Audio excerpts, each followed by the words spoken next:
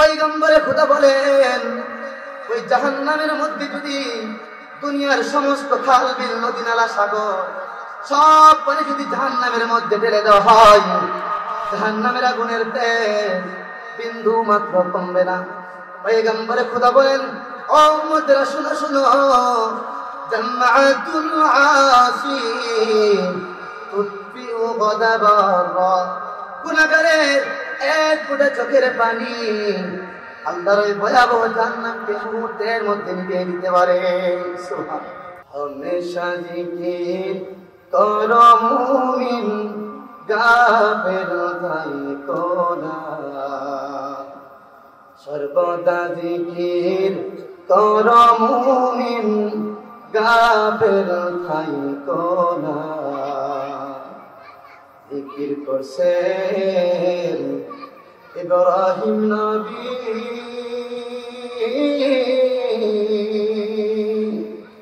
নমরুদের আগুনে ফেলে। জিকির করছেন ইব্রাহিম নবী,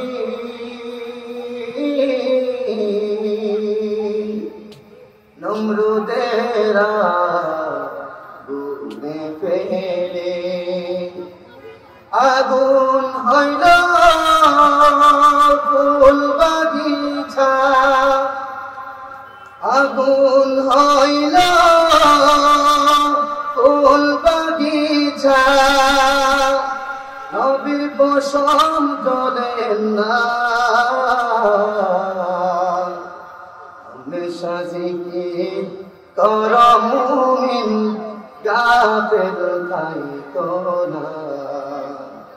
সর্বদা জিকির করো মুমিন, গাফেল থাইকো না। জিকির করছেন মুসা নবী,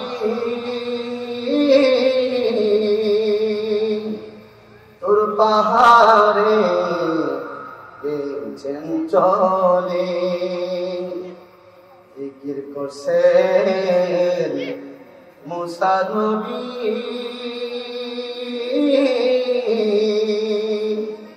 তোর পাহাড়ে গেছেন চলে। খোদার নূরে পাহাড় জ্বলে, খোদার নূরে পাহাড় জ্বলে, নবী মুসা জ্বলেন না। হমেশা জিকির করো মুমিন, গাফেল থাইকো না। সর্বদা জিকির করো মুমিন, গাফেল থাইকো না।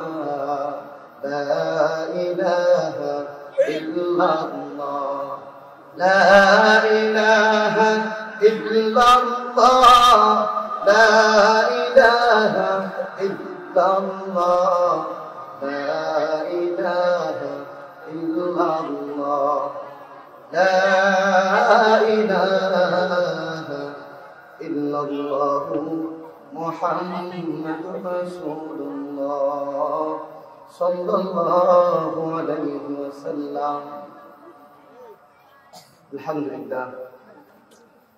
ব্রাহ্মণবাড়িয়া জেলাধীন সরাইল জেলাধীন চুন্তা ইউনিয়নের করাতকান্দি গ্রামের ঐতিহ্যবাহী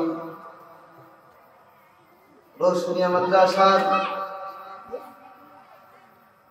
16তম বার্ষিক সভা আজকে প্রথম দিনের শেষ অধিবেশন।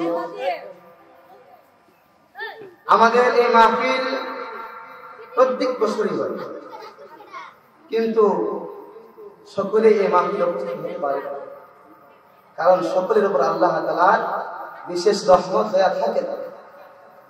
আল্লাহ তাআলা এই মাদ্রাসার উসিলা করে কুরআন ও হাদিসের আলোচনা শোনার মতো প্রতি বছরই একটি ব্যবস্থা করে দেন। যারা মূলত সৌভাগ্যবান তারাই মূলত এই মাহফিলে আসতে পারে, বসতে পারে, কুরআন ও হাদিসের আলোচনা শুনতে পারে। তো আমরা যারা আসছি বসছি অবশ্যই আমরা সৌভাগ্যবান। আমরা যে মালিকের কাছে সৌভাগ্যবান হতে পারছি, আল্লাহ তাআলা যে দয়া করে আমাদেরকে এই পর্যন্ত পৌঁছে দিয়েছেন, এই জন্য আমরা সকলে অন্তরের অন্তঃস্থল থেকে হৃদয় ভরা কণ্ঠে কালিমাতুশ শুকর আদায় করি, বলি আলহামদুলিল্লাহ। আজকে আমরা এই দুনিয়াতে চলতেছি ফিরতেছি রঙ্গলীলায়, রং তামাশায় হাবুডুবু করতেছি, সাঁতার কাটতেছি। আজ আমরা দুনিয়ার রং তামাশায় এমন ভাবে নিমজ্জিত হয়ে গেছি, আমাদেরকে দুনিয়াতে প্রেরণ করার আসল কারণে আমরা ভুলে গেছি। আল্লাহ তাআলা আমাদেরকে কোন কারণে কোন উদ্দেশ্যে পৃথিবীতে পাঠাইছেন, এই দুনিয়া রং তামাশায় পরে আমরা সেই মূল উদ্দেশ্য হারিয়ে ফেলছি।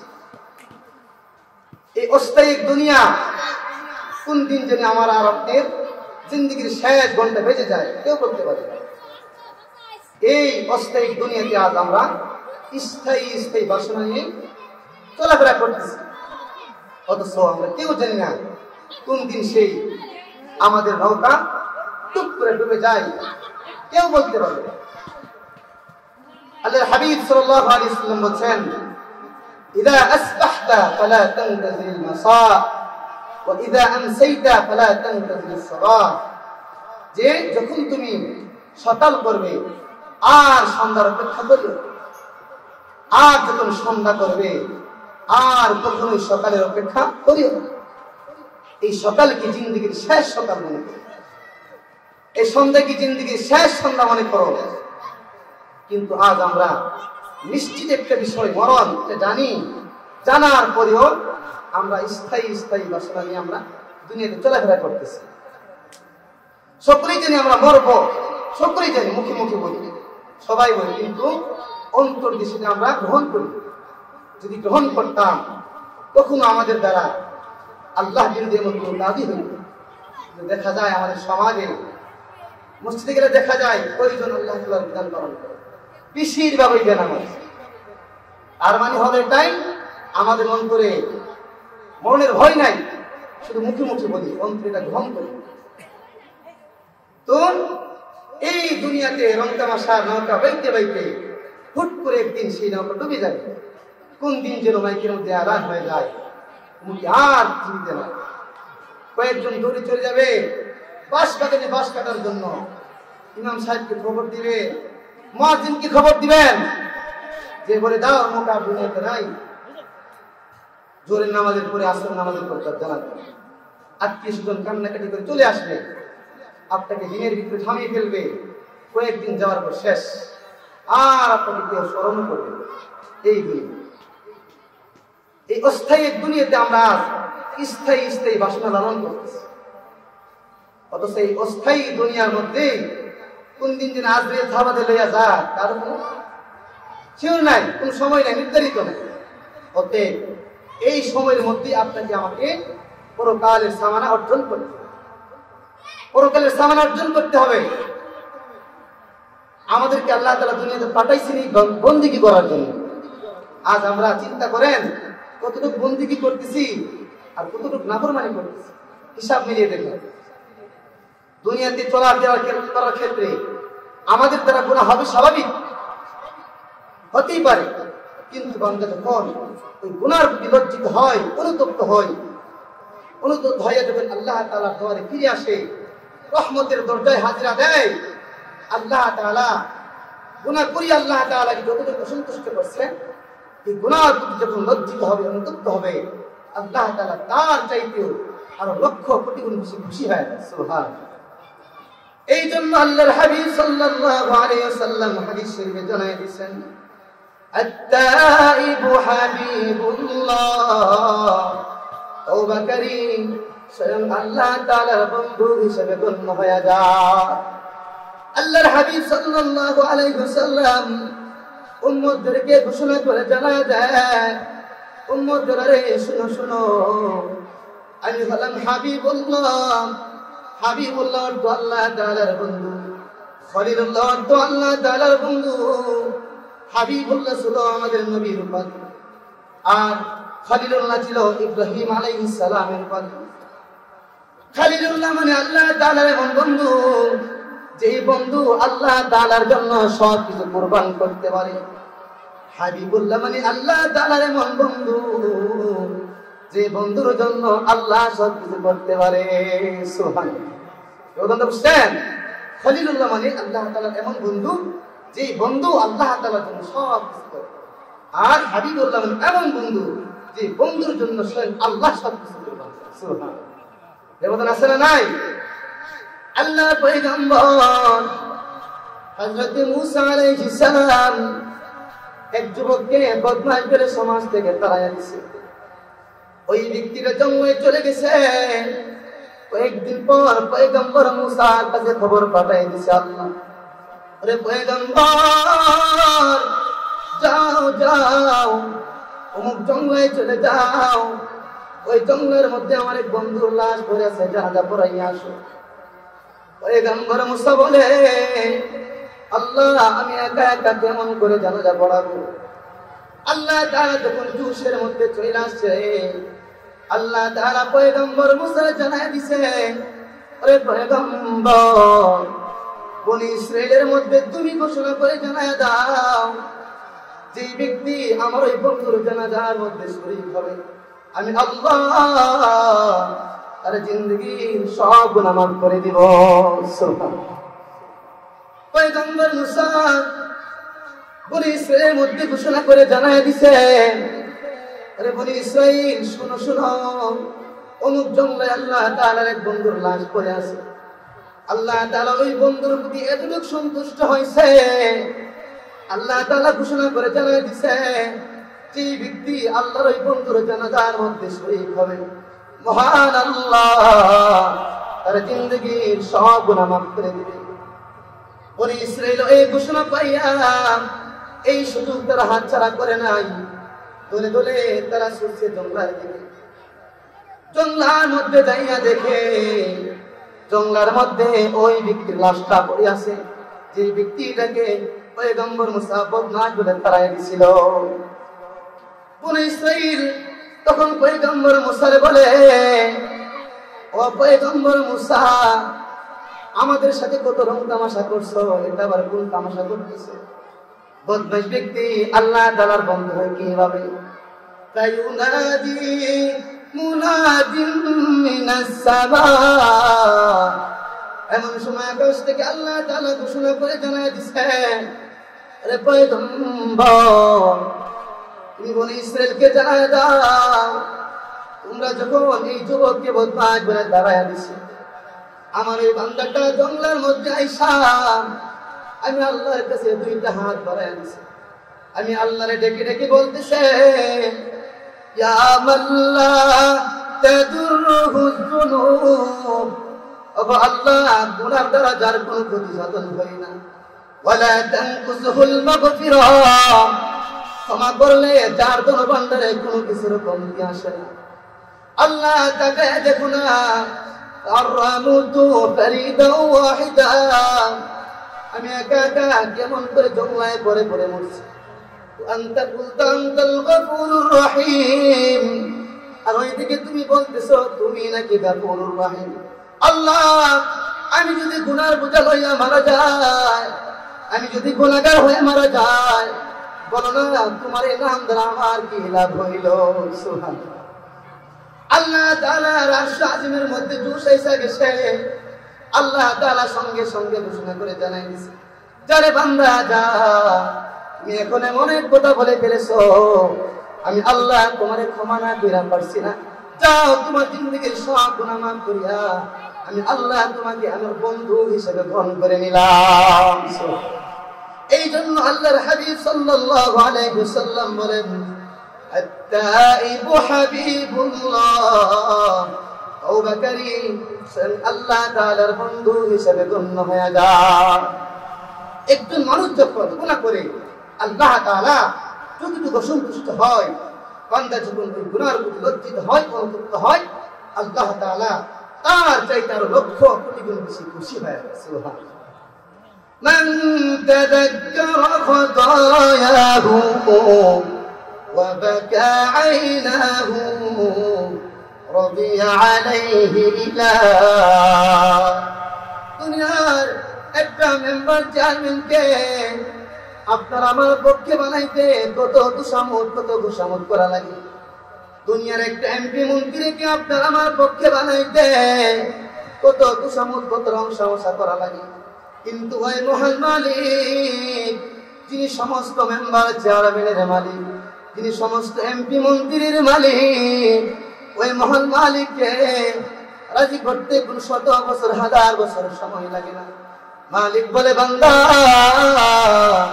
তুমি যখন তোমার গুনার প্রতি লজ্জিত হইয়া, তুমি যখন তোমার গুনার প্রতি অনুতপ্ত হইয়া তুই ফুটা চোখের পানি ছেড়ে দিবা, মনে করবা এই কুল জাহানের মালিক মহান আল্লাহ তোমার প্রতি রাজি খুশি হয়ে গেছে। এই জন্য আল্লাহর হাবিব সাল্লাল্লাহু আলাইহি ওয়াসাল্লাম ঘোষণা করে জানায় দিয়েছেন, আইনানে লা তামাসসুহুমান নার, দুই প্রকার চক্ষু লাগে কোনদিন জাহান্নামের আগুন ধরতে পারে না। আইনুন বাকাত আল্লাযী ফি জাওফিল লাইলি মিন খাশিয়াতিল্লাহ, এক নম্বর হচ্ছে ওই চক্ষু না মানুষ, যেই মানুষটা রাতের আধারে ঘুম থেকে জাগিয়া দুই ফোঁটা চোখের পানি ছেড়ে দিয়েছে আল্লাহ তাআলার হয়ে, ওই মানুষটার গায়ে কোনোদিন জাহান্নামের আগুন ধরতে পারে না। আল্লাহর পয়গম্বর হযরত মুসা আলাইহিস সালাম রাস্তা দিয়ে হাঁটতে যায়, উনি দেখে একটা পাথর কুপায়া পয়গম্বর মুসা ভাবে এই পাথরের তো কোনো পরিবার পরিজন নাই, সংসার নাই, কে পাথর কি বেঁধে দিল, কোন দুঃখে দুঃখিত হইয়া পাথর কান্নাকাটি করে। পয়গম্বর মুসা পাথরকে ডাক দেয়, রে পাথর, তোমার তো কোনো পরিবার পরিজন নাই, তোমার তো সংসার নাই, কোন দুঃখে দুঃখিত হইয়া তুমি এরকম ভাবে কান্নাকাটি করো। সঙ্গে সঙ্গে পাথর জবাব দেয়, পয়গম্বর আমি শুনছি আল্লাহ তাআলা জানায় দিয়েছেন, ওয়াকুদুহান নাস ওয়াল হিজারা, মানুষ এবং পাথর জাহান্নামের ইন্ধন হবে। মানুষ আর পাথর আল্লাহ তাআলা জাহান্নামকে জ্বালাবে মানুষ আর পাথর দিয়ে। সুতরাং জাহান্নামের আগুনের ভয়ে আমি পাথর কান্দি। ফায়ুনাদি মুনাদিম মিনাস সামা, এমন সময় আল্লাহ তাআলা আকাশ থেকে ঘোষণা করে পয়গম্বর মুসারে জানায় দিয়েছে, ও পয়গম্বর, পাথরকে তুমি জানায় দাও আমি পাথরের কান্না মঞ্জুর করলাম, এই কান্নার বিনিময়ে পাথরের জন্য জাহান্নামকে চিরতরে হারাম ঘোষণা করলাম। আল্লাহর পয়গম্বর পাথরকে সুসংবাদ শোনায় দিয়েছে, রে পাথর, তোমার কপাল বড় ভালো, আল্লাহ তাআলা তোমার কান্না মঞ্জুর করছে। এই কান্নার বিনিময়ে আল্লাহ তাআলা জাহান্নামকে চিরতরে হারাম ঘোষণা করছে। পাথরের কান্না সঙ্গে সঙ্গে বন্ধ হয়ে যায়, পয়গম্বর মুসা চলে যায়। বিকাল বেলা যখন ওই পথ দিয়ে পয়গম্বর মুসা আবার ফিরে দেখি আবারও পাথরটা ফুপায় কাঁদতেছে। পয়গম্বর মুসা পাথরকে ডাক দিয়ে বলে, পাথর, আল্লাহ তোমার কান্নার কারণে তোমার জন্য জাহান্নামকে চিরতরে হারাম ঘোষণা করছে। আরে পাথর, আনন্দে আত্মহারা হইয়া এখন তো তোমার হাসা দরকার ছিল, আবারও কেন ফুপায়া কান্দো, কারণ জানতে চাই। পাথর তখন জবাব দেয়, পয়গম্বর, এতদিন কেটেছি জাহান্নামের আগুনের ভয়ে, কান্নার বিনিময়ে জাহান্নামের আগুন হারাম হয়েছে যখন, তখন আমি বুঝতে পারলাম এই কান্নাটা আমার আল্লাহর কাছে অত্যন্ত প্রিয়। এই ভুলটা কিন্তু তোমরা ভুলে করিও না। ওই ভুলটা কি? জাহান্নামের টিকিট নিয়ে কিন্তু মইরো না। জাহান্নামের টিকিট থেকে তুমি বাঁচো, জাহান্নামের টিকিট থেকে তুমি তোমার পরিবারকে বাঁচাও। যদি কোন রকম জাহান্নামের টিকিট পায় যাও রে গোলাম, তোমার কান্না কে দেখবে? কানতে কানতে চোখের পানি শেষ, এই চোখ দিয়া রক্ত পড়বে, রক্ত পানির বন্যা বইবে, রক্তের বন্যা বইবে। পয়গম্বরে খোদা বলেন, লাউ আন্না সুফুনান উজরিয়াত ফিহা লাজারা, গুনাহগারের চোখের পানির কারণে এত বড় নদী না খাল বের হবে, সেখানে যদি নৌকা চালানো হয় নৌকা চলতে পারবে, নৌকা চিন্তা করছে। কি পরিমাণ পানি হলে, কি পরিমাণ রক্ত হলে সেখানে নৌকা চলতে পারে। এরপরেও এত কান্নাকাটি করার পরেও আপনার কান্নার বিন্দু মাত্র কদর করা ভালো। কান্নার জায়গা কোথায়? দুনিয়াতে। দুনিয়াতে কাঁদতে হবে, আখিরাতে তো কাঁদেন, কাঁদতে কাঁদতে জীবন শেষ, বন্যা বইকে খাল বিল তৈরি হবে, তবু এই কান্নার বিন্দু মাত্র কদর করা হবে না। পয়গম্বরে খোদা বলেন, ওই জাহান্নামের মধ্যে যদি দুনিয়ার সমস্ত খাল বিল নদী নালা সাগর সব পানি যদি জাহান্নামের মধ্যে ঢেলে দেওয়া হয়, জাহান্নামের আগুনের তেজ বিন্দু মাত্র কমবে না। পয়গম্বরে খোদা বলেন, ও উম্মতেরা শুনো শুনো, জান্নাতুল আসি তুতফিউ গাদাবার, গুনাহগারের এক ফোঁটা চোখের পানি আল্লাহর ওই ভয়াবহ জাহান্নামকে মুহূর্তের মধ্যে নিভিয়ে দিতে পারে। সুবহানাল্লাহ।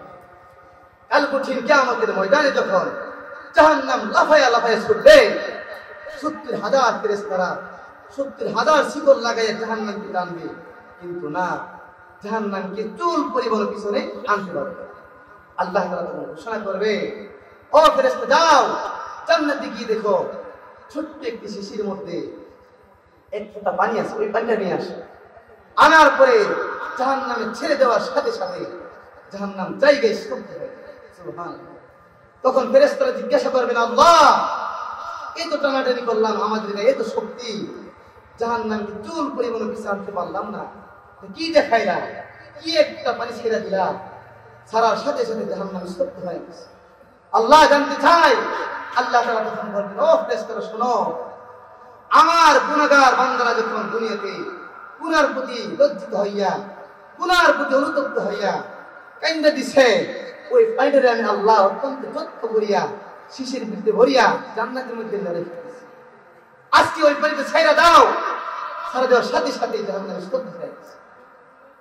গুনাহগারের চোখের পানি এত পাওয়া, এত পাওয়া, আপনি গুনাহ করিয়া আল্লাহ তাআলা যতটুকু সন্তুষ্ট করছেন, যদি এই গুনার প্রতি লজ্জিত হতে পারেন, হায় হায় আমি কি করলাম, হ্যাঁ আমি গুনাহ করিয়া তো নিজেকে জাহান্নামে যোগ্য বানায় ফেলাইলাম, নিজেকে জাহান্নামী বানায় ফেলাইলাম।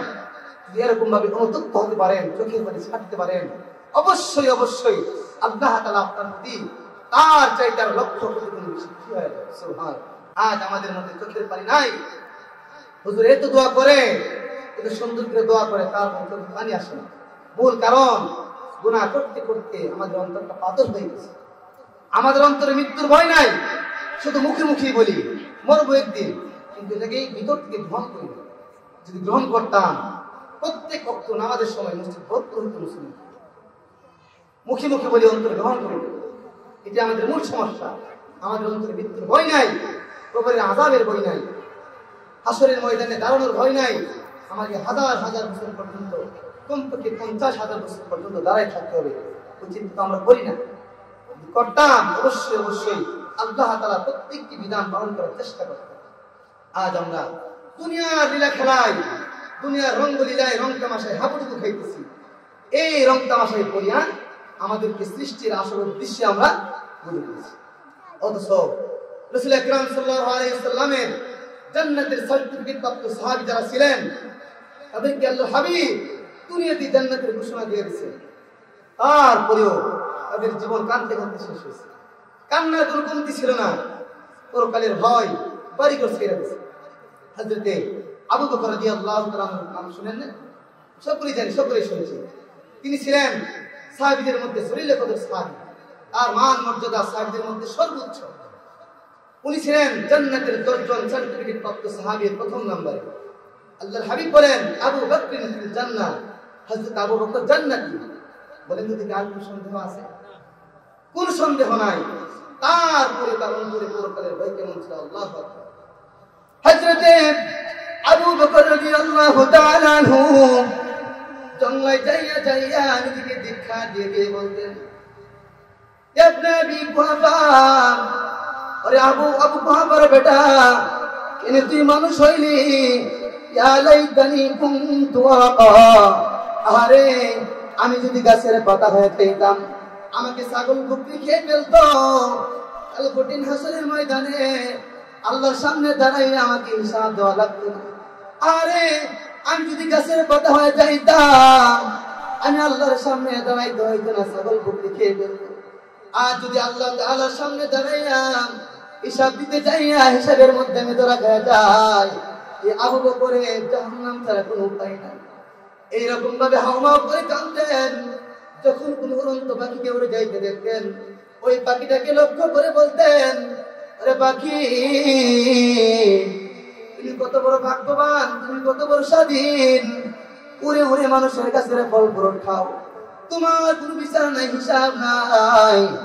আল্লাহ তাআলা আমাকে মানুষ বানিয়ে পাঠাইছেন, কাল কঠিন হাসরের ময়দানে আল্লাহর সামনে দাঁড়াইয়া আমাকে যাররা যাররা হিসাব দিতে হবে।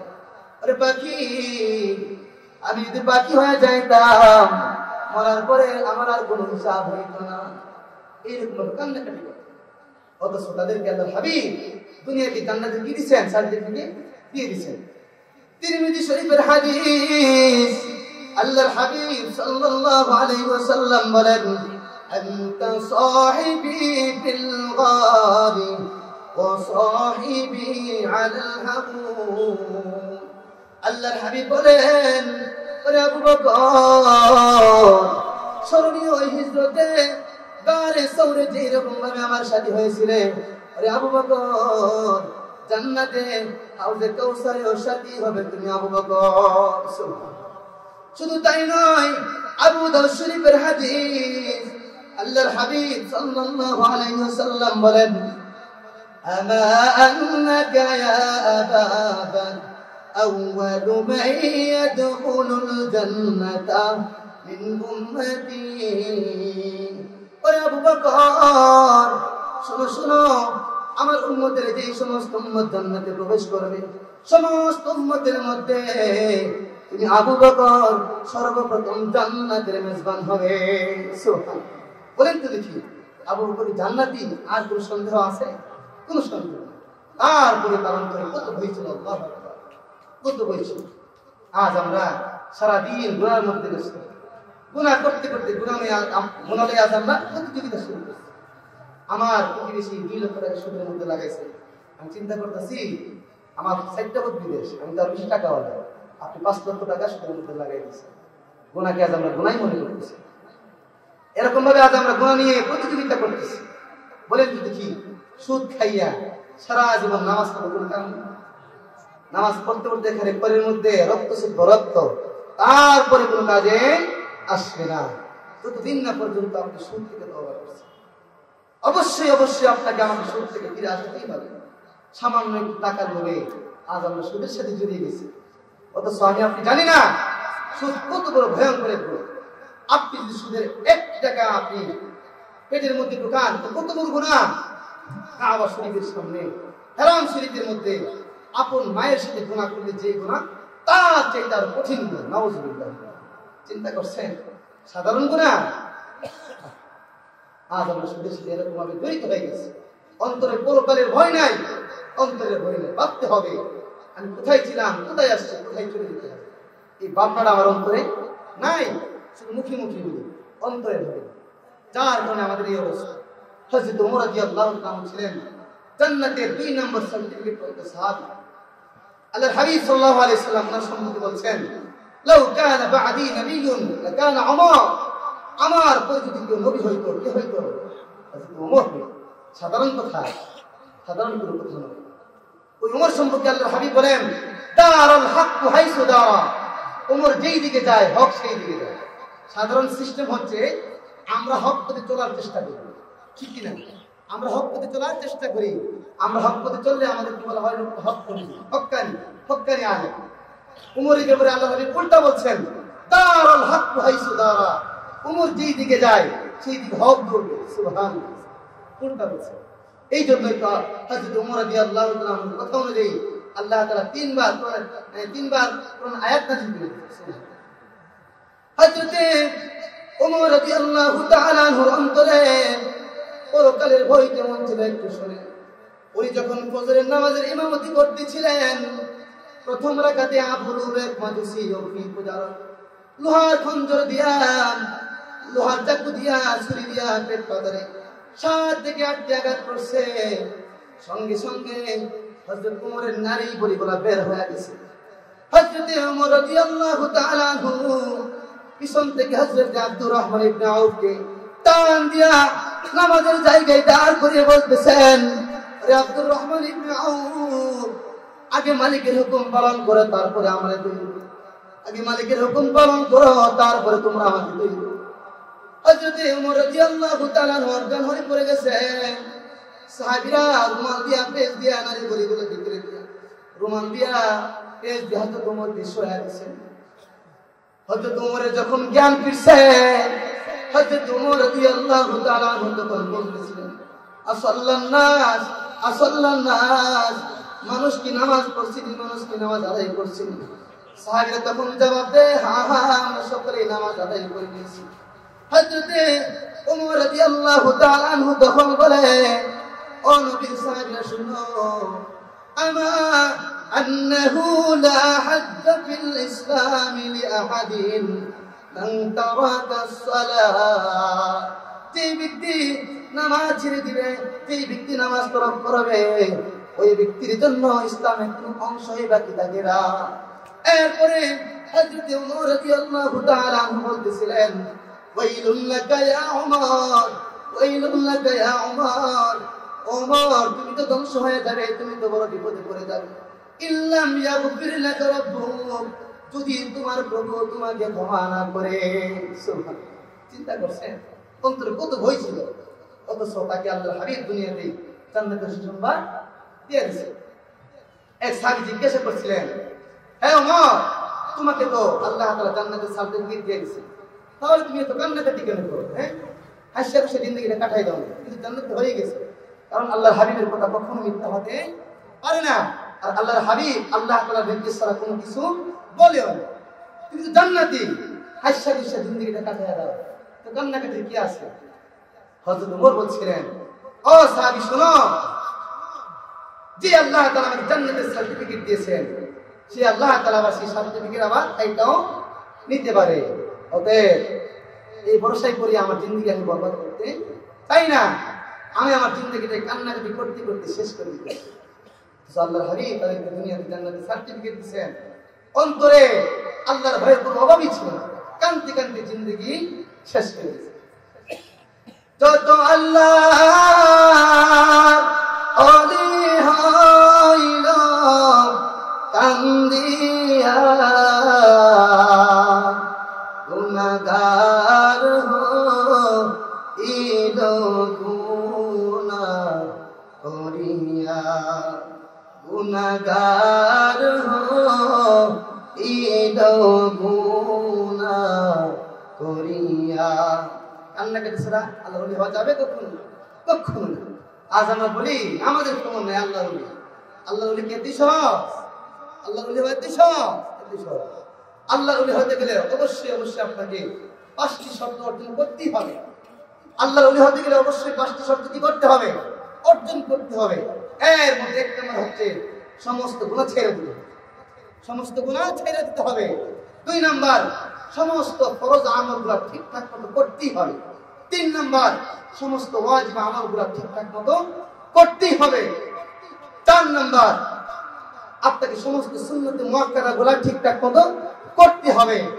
এরপরে 5 নাম্বার ওলি হওয়ার জন্য শর্ত হচ্ছে যে যত বেশি নফল বন্দেগী করবে সে তত বড় আল্লাহ তাআলা ওলি হবে। বুঝতে পারছেন সেটা? 1 নম্বর কি বলছি? সমস্ত গুনাহ ছেড়ে দিতে হবে। 2 নম্বরে সমস্ত ফরজ আমলগুলো ঠিকঠাক মতো করতে হবে। 3 নম্বরে সমস্ত ওয়াজিব আমলগুলো ঠিকঠাক মতো করতে হবে। 4 নম্বরে সমস্ত সুন্নত মুআক্কাদাগুলো ঠিকঠাক মতো করতে হবে। বলেন তো দেখি, এই 4 কাজ করে কি ওলি হতে পারছে? না না, এখনো হতে পারে নাই, যতক্ষণ না 5 নম্বর শর্ত অর্জন করবে। আর 5 নম্বর শর্ত হচ্ছে যে যত বেশি নফল বন্দেগী করবে সে তত বড় আল্লাহ তাআলা ওলি হবে। সুবহানাল্লাহ।